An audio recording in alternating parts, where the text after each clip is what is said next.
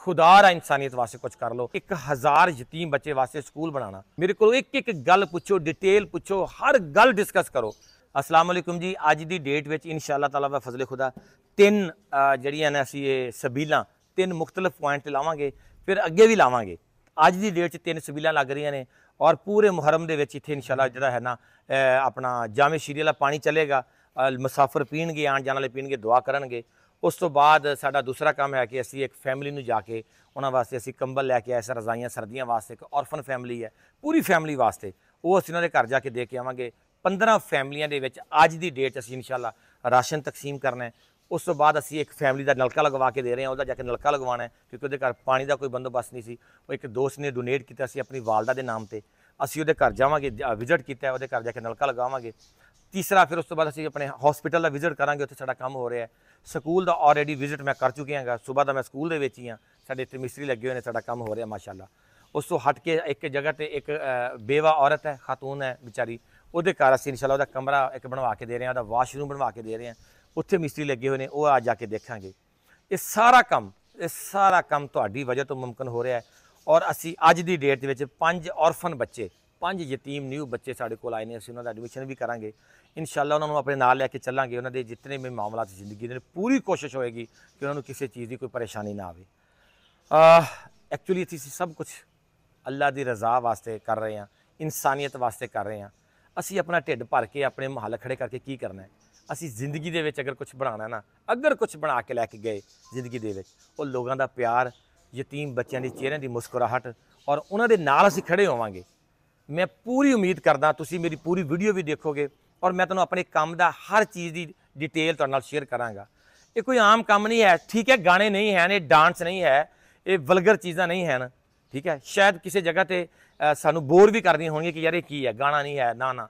लेकिन अगर देखा जाए आखिर का समान यही है। शायद ये बारे पुछ कुछ होएगी, अल्लाह ताला अपने हबीब के सदके कबूल फरमा लवे, साडी नीयत कबूल फरमा लवे। अल्लाह ताला साडी नीयत तो बिल्कुल वाकिफकार है। असी कुछ दिखावे वास्ते नहीं करते, वीडियो बनाने का मकसद होंदा कि उन्होंने लोगों तक, मुखैर हज़रात तक साडी आवाज़ चली जाए, जिहड़े बेचारे पैसे भेजते हैं।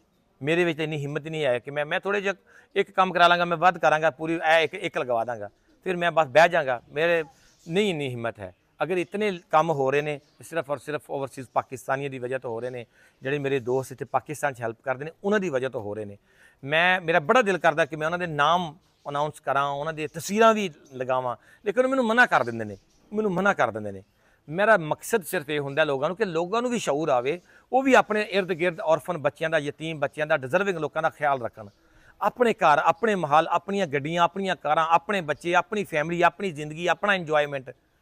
यार ए देखो यार, अल्लाह दा वास्ता, ये जिंदगी बहुत शॉर्ट है, छोटी जी जिंदगी है।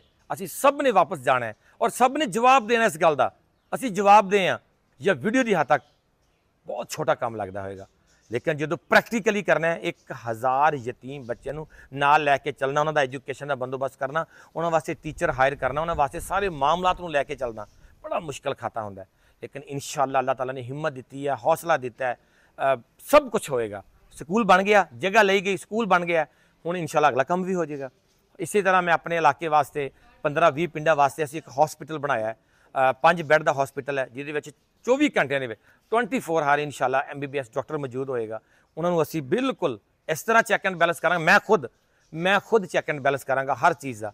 इंशाअल्लाह किसी को शिकायत का मौका नहीं मिलेगा। मैं बाहर लिख के लगावांगा, अगर तुहानूं कोई शिकायत है, अगर तुसी मुतमिन नहीं है, अगर मेरे अमले ने, मेरे जिहड़े मेरे नाल साथी ने, उन्होंने तुहाडे नाल कोई बदतमीजी की, तुहाडा ख्याल नहीं रखिया, तुहानूं प्यार नहीं दिता, तुहाडी रिस्पैक्ट नहीं की, तुसी बेफिक्र हो के मैनूं दसो। मैं बखुदा बिल्कुल 100% मैरिट पर काम करने वाला बंदा। मैं रख रखाव नहीं रखता, मैं अपने बच्चों का कदे रख रखाव नहीं रखा। मैं किसी का क्यों रखांगा? मैं अपनी फैमिली का रख रखाव नहीं रखता। मैरिट दे विच कदे कंप्रोमाइज़ नहीं किया। अगर काम किया है, अगर लोगों वास्ते काम किया, खालसन काम किया, अल्लाह की रज़ा वास्ते काम किया, झोल किहड़ी गल दी? क्यों झोल मारांगे?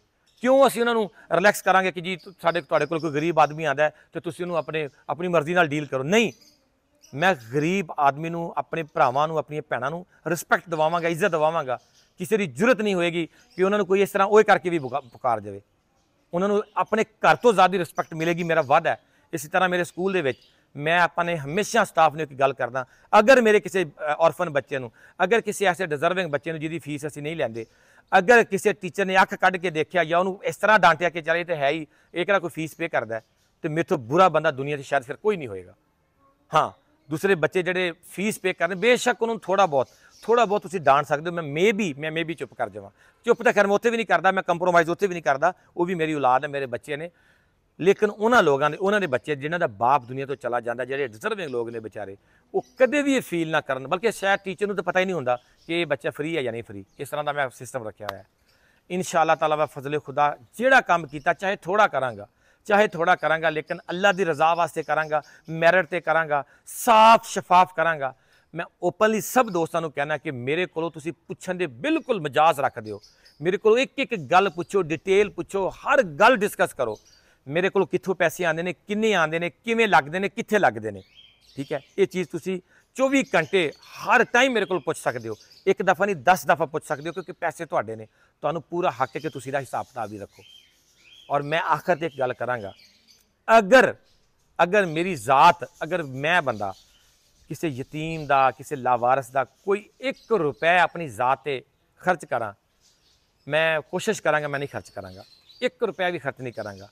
हाँ, उस दे विच जिहड़े मेरे मतलब लाइक मैं किधरे आना जाना, छोटे मोटे जिहड़े अखराजात होंदे ने छोटी जी लैवल ते, मतलब ना होने दे बराबर, मेरा कोई मुलाजम इस चीज़ तो पे नहीं लैंदा, किसी फर्द वाहद नूं मैं सैलरी नहीं दिंदा।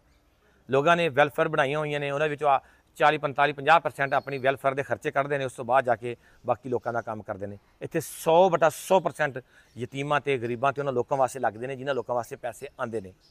सो तुहाडा बहुत शुक्रिया। बहुत सारी वीडियो भी लंबी होगी, मेरी कुछ दिल दी गल्लां सन मैं तुहाडे नाल शेयर करना चाहता सी, मैं अज कीतियां नहीं गईयां। रिक्वेस्ट है, जो अगर किसी ने मेरा मोबाइल नंबर लेना है, मेरा मोबाइल नंबर तुहानूं सब तो पहले इंस्टा ते ईजीली मिल जाता है, यूट्यूब ते ईजीली मिल जाता। तुसीं जदों भी कमेंट करोगे तुहाडा कमेंट पढ़िया जाएगा, कमेंट्स थोड़े फौरन पढ़े जाते हैं। हाँ, टिकटॉक पर अगर तुहानूं मेरी वीडियो नज़र आती है, टिकटॉक के उत्ते मैं सामने नंबर नहीं दे सकता, क्योंकि वो अपना गाइडलाइन की खिलाफवर्जी हो जाती है।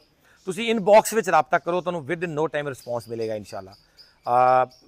टिकटॉक ओपन कर दिओ, टिकटॉक के उत्ते तुहानूं यूट्यूब का लिंक भी मिल जाता है। हाँ, यूट्यूब जिहड़ा बंदा देखदा, खुदारा यूट्यूब के चैनल जरूर सबसक्राइब करा करो, इसका बड़ा फायदा होंदा है, इसका मैनूं बड़ा फायदा होएगा, इन्हां यतीम बच्चों को बड़ा फायदा होएगा।